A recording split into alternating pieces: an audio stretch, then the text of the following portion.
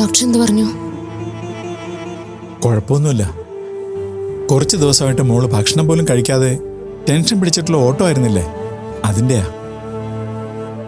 അച്ഛൻ എന്നോട് കള്ളം പറയല്ലേ? കള്ളമോ? എന്തിനാ? അതാ ഞാനും ചോദിക്കുന്നത്. എന്തിനാ എന്നോട് മറയ്ക്കുന്നത്?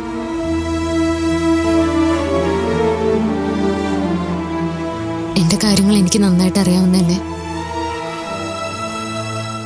ഇതെന്തിൻ്റെയാന്നൊക്കെ എനിക്കറിയാം. ജനറ്റിക്കൽ ഡിസോർഡർ കുഴപ്പമുണ്ടാക്കി തുടങ്ങിയില്ലേ?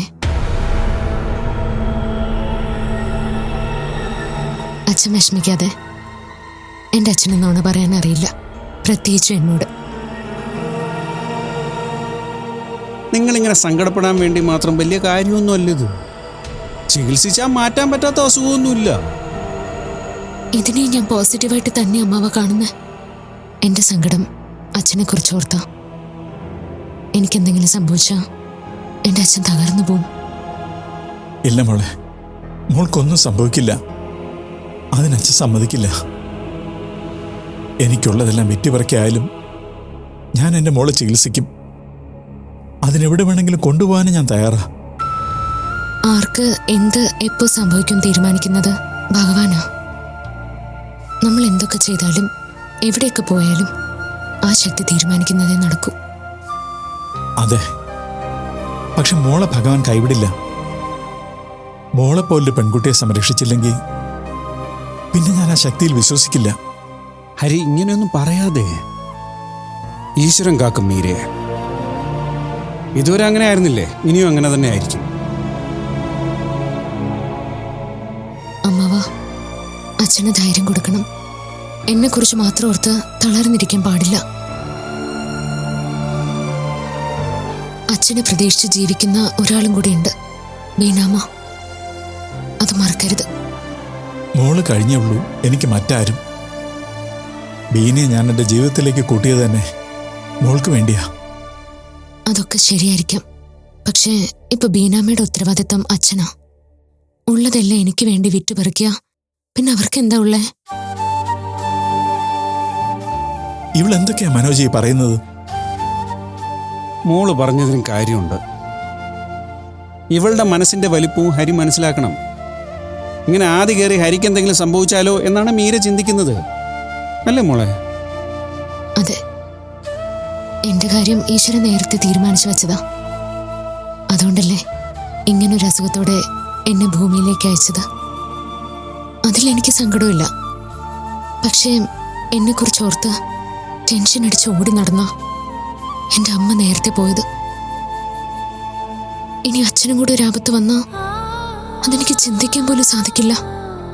ഞാൻ പറഞ്ഞല്ലോ മോളെ, ഇന്നത്തെ കാലത്ത് ഇതൊന്നും ഒന്നുമല്ല. ഡോക്ടറും അങ്ങനെ തന്നെ പറഞ്ഞത്. മോളുടെ മനസ്സിന്റെ ധൈര്യമാണ് പ്രധാനം. മോള് സമാധാനമായിട്ട് സന്തോഷമായിട്ടിരുന്നാൽ എല്ലാ അസുഖങ്ങളും മോളുടെ മുന്നിൽ തോൽക്കും. അതേ മോളെ, എൻ്റെ മോള് ഭഗവാനെ വിളിച്ച് പ്രാർത്ഥിച്ചാൽ മാത്രം മതി. മോള് പ്രാർത്ഥിച്ചാൽ അത് ഭഗവാൻ കേൾക്കും. അച്ഛൻ ഉറപ്പാ. പ്രാർത്ഥിക്കാം. എൻ്റെ അച്ഛൻ്റെ സന്തോഷത്തിന് വേണ്ടി ഞാൻ പ്രാർത്ഥിക്കും. പക്ഷെ ആ ഭഗവാൻ എന്നെ വിട്ട് പോയല്ലോ അച്ഛാ. ഒരുപക്ഷെ എനിക്ക് ഭൂമിയിൽ നിന്നും പോയേണ്ട സമയമായതുകൊണ്ടായിരിക്കോ ഭഗവാൻ എന്നെ ഉപേക്ഷിച്ചത്? മോളെ, മോൾ ഇങ്ങനെയൊന്നും പറയരുത്. ഭഗവാൻ മോളെ ഉപേക്ഷിക്കാനോ?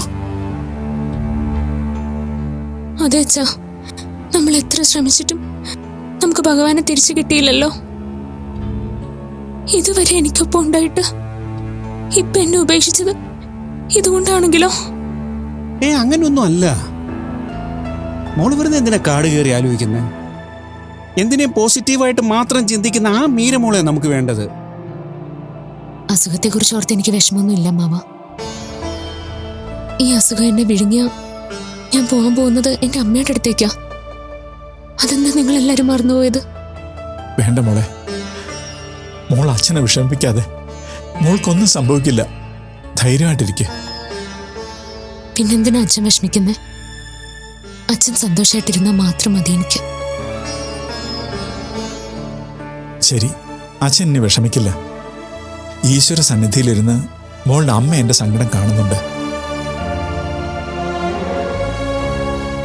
അവളുടെ അനുഗ്രഹം എൻ്റെ മോൾക്ക് എന്നും ഉണ്ടാവും. ആ അനുഗ്രഹം മോളെ കാക്കും,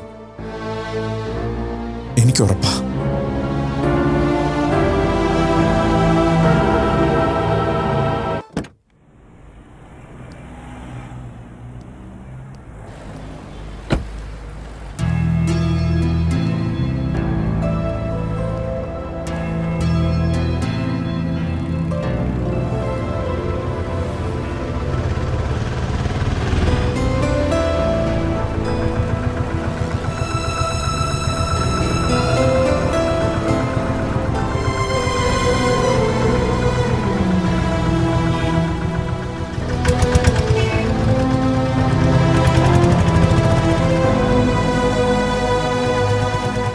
ഏട്ടൻ വന്നിട്ട് ഒരുപാട് നേരമായോ? ആ, കുറച്ച് സമയമായി.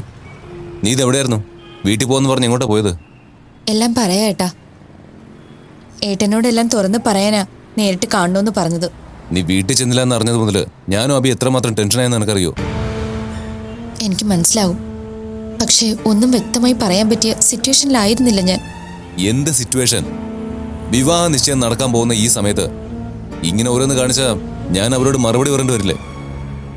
അല്ലെങ്കിൽ തന്നെ ഞാൻ എന്തേതായാലും സംശയ. അതിന്റെ കണ്ണിൽ അബി എന്നെ കാണും. അതിന്റെ കൂടെ ഇതും കൂടെ. ഏട്ടൻ എന്നോട് ക്ഷമിക്കണം. എന്തിന്? നിനക്ക് എന്താ പറ്റിയത്? എന്തായാലും തുറന്നു പറ. എന്റെ ആദർശിന്റെയും വിവാഹം നടക്കില്ല. നടക്കില്ലേ? എന്തുകൊണ്ട്? എടി, ഈ വിവാഹം നടക്കാനും ആദർശിന്റെ ശ്രദ്ധ പിടിച്ചു പറ്റാനും എന്തൊക്കെ നീ കാടി കൂട്ടിയത്? ഇപ്പൊ എല്ലാം വിചാരിക്കുന്ന പോലെ ആയപ്പോ നടക്കില്ലെന്നോ? ശരിയാണ്. ഈ വിവാഹം നടത്തിയെടുക്കാൻ ഞാൻ ഒരുപാട് കഷ്ടപ്പെട്ടു. അതിനുവേണ്ടി നിങ്ങളെയും കുറെ ബുദ്ധിമുട്ടിച്ചു. എന്നിട്ടിപ്പോ എന്താ പ്രശ്നം? നീ ടെൻഷൻ അടിപ്പിക്കാതെ കാര്യം പറ. ശ്യാമിനെ ഏട്ടൻ അറിയാലോ? ആ, അറിയാം.